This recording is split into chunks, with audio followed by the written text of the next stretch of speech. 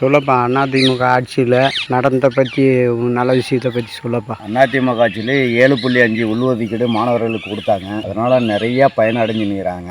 ஏதாவது மருத்துவ படிப்புக்காக.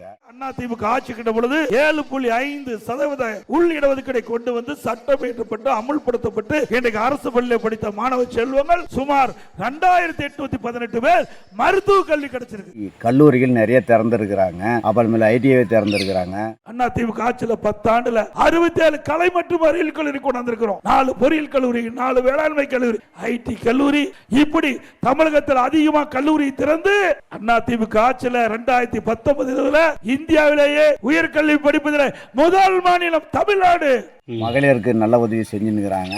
குடும்பத்தில் பிறந்த சகோதரிகள் வேலைக்கு செல்வதற்கும் வீட்டை வீட்டுக்கு வருவதற்கும் அம்மா இருசக்கர வாகனம் வாங்கி கொடுப்பதற்காக அம்மா அறிவிச்சாங்க. அம்மா அறிவிச்ச அந்த திட்டத்தை பாரத பிரதமரை நேரில் அழைத்து அம்மா இருசக்கர வாகனம் நிகழ்ச்சியை தொடக்கி வச்சோம். மற்ற கட்சியை பார்த்தாலும் ஏடிஎம்கே எடப்பாடியினுடைய ஆட்சி சிறப்பாக செயல்பட்டு